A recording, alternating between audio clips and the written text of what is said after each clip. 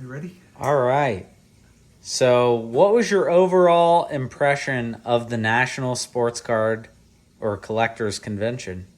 Okay, so first let me say I flew into Peoria. We drove from Peoria to Cleveland. And on the way up there, we're looking at the reviews of the hotel. And it's 11111. So we had no idea what we were getting into. But quite frankly, the hotel was fine. It was about 15 minutes drive. But when the show was going on, we're talking probably an hour just to get to the parking. So we had VIP parking, and I'm leading into your answer your question because I did not have a VIP pass. So I had to go in, purchase my ticket, then go back out, stand in that line, then go back out and stand in the line. And one day that line was a half mile wrapped around the building.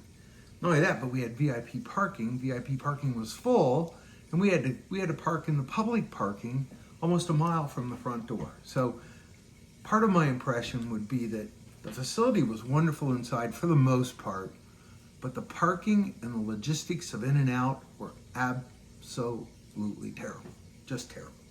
So that would be my first impression of the show. Secondly, my son had a VIP pass, and it clearly wasn't worth it because we didn't even get to use VIP parking because parking was free. Everybody got in free.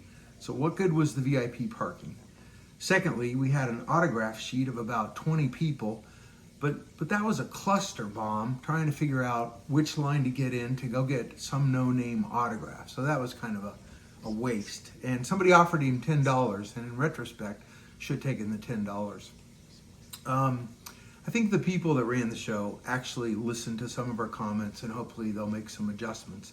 Fortunately, as a military retired guy, I got in free, so it was nice, and I didn't have very much to complain about standing in the lines, but it was a nice perk to get in free, save $30 a day on that. So secondly, I thought everything was super overpriced, and even though the internet was spotty at best, it seemed like eBay worked pretty good to comp prices, and for the most part, prices were almost double what you could buy something on eBay. So it was cool to look at all the cards, but I wasn't going to pay that kind of price for what they wanted. And for the most part, I didn't.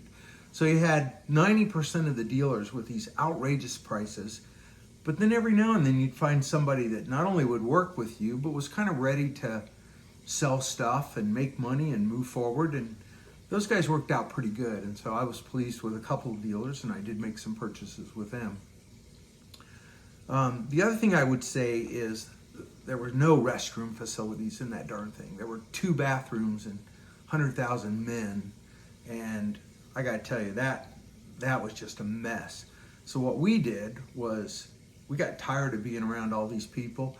We went to a little restaurant about 2 miles away called Team Z.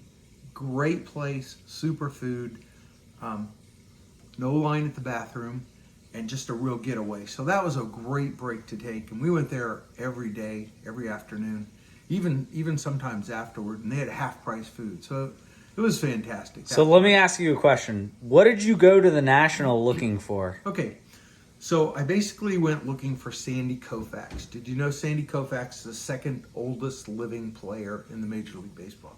Luis Aparicio is the oldest. So I went looking for Sandy Koufax, earlier cards like 55, 56, better grade, because I think most people have, like from my age, the ones I collected, I sent them in, I got 4s, I got 3s, I maybe got a 5 on one now and then. So the better cards, the best cards, the 7s, 6s, 8s, those are the kind I want to get. So after I looked around the first day, I said, I'm not going to buy anything like that. So I came across a dealer, and I paid a really good price, and it's not very centered here, but on the camera, but for a Sandy Koufax autograph baseball, and that is just super. I love that.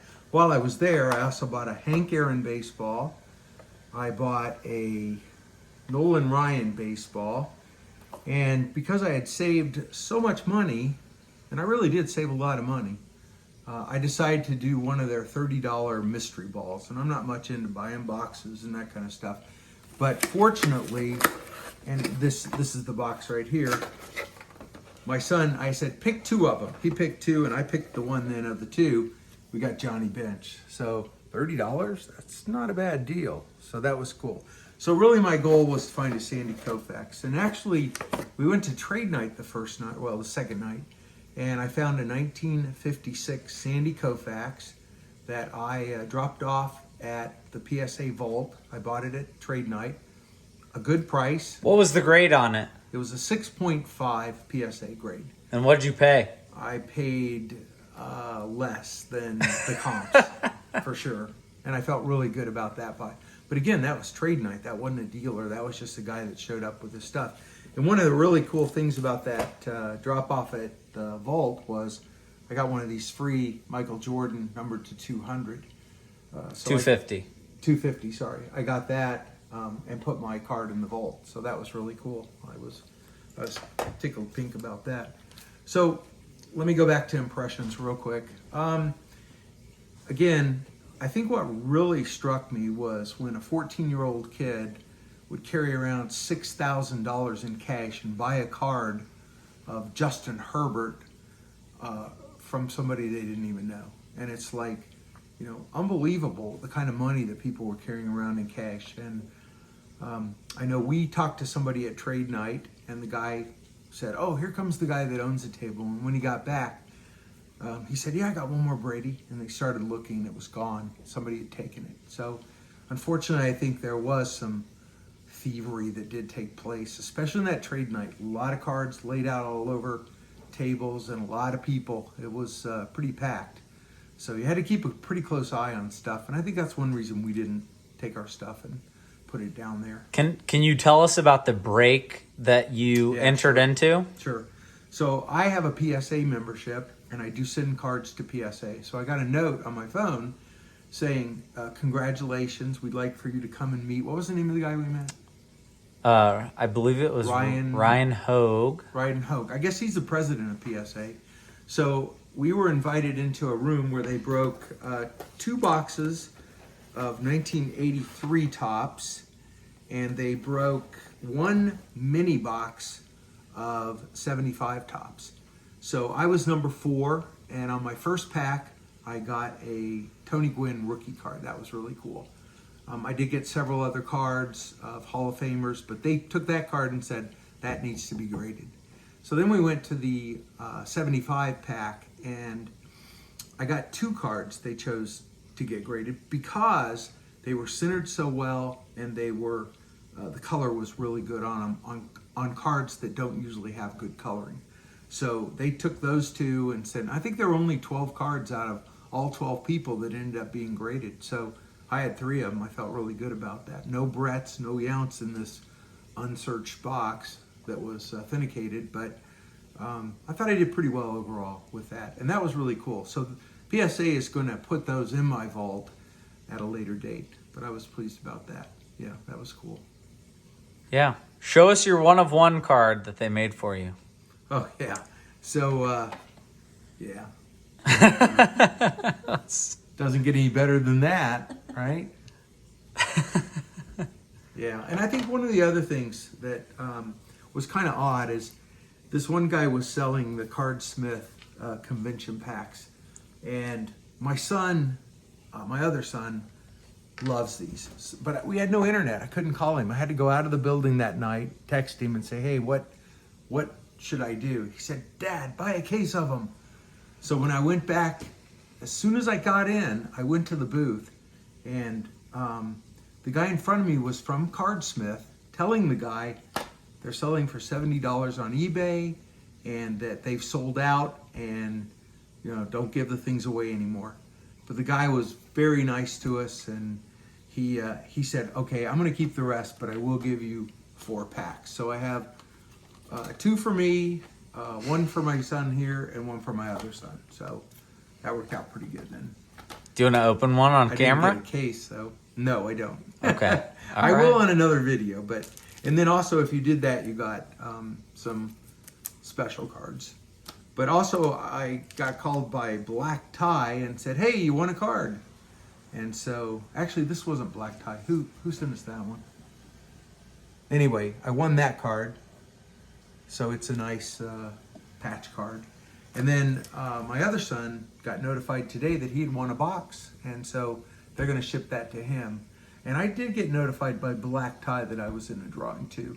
And they would ship that one to us as well. I did buy a few other things. I like the older stuff, 60s cards. And I don't know if you can see these very well, but these were about $1 a piece.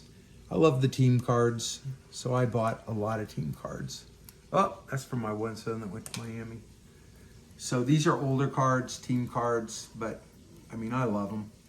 So that's pretty cool, I thought. And I too went to the dollar box, and I'll just randomly pick out a couple cards. Oh wait, that's not from that box. Hold on one second. So here, I got an Obsidian Harden card. Those aren't from that either. Hold on. Oh yeah, I picked up Michael Jordan's in that card. That was a 10-cent card. I thought that was pretty cool. I got a few other cards from there. So, you know, I have a box full of cards that I picked up. Either some of them were given to us or whatever. And then my last buy was I went to a guy selling, oh no, I forgot about this. Okay, quick story. So I had seen these for 60 and I thought 60 was probably a fair price. Really, if you comp it out, probably 50 would have been better. So I go to this guy, he's got 75 on it. He says, oh, I'll have to ask the manager or the boss. So he walks over, he asks the boss. And I hear him out of the back of my ear, offer him 65, but take 60. So of course I heard that and I said, okay, I'll take 60. But you know what?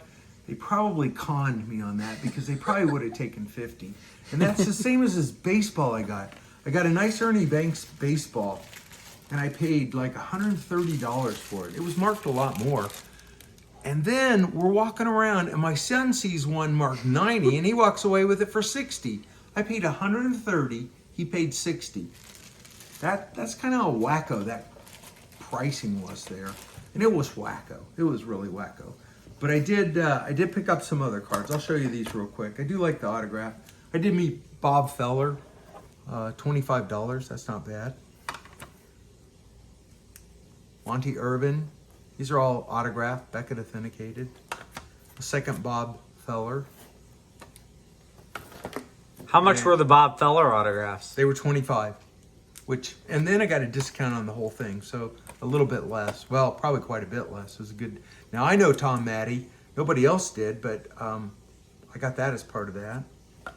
And then a nice Johnny Bench on card. And my final one is Gale Sayers.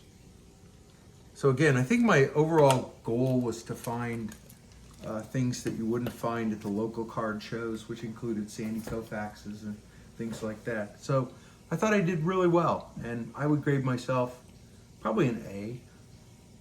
Yeah, probably an A. Would I go back to Cleveland? I'll have to think about that one. Am I going to go to Chicago next year?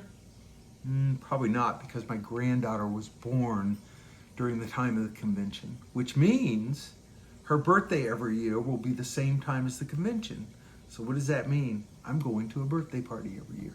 Anyway, so yeah, that's about all I have to say. Is there any other questions you might have? I think that's it. Thank you. Okay. All right.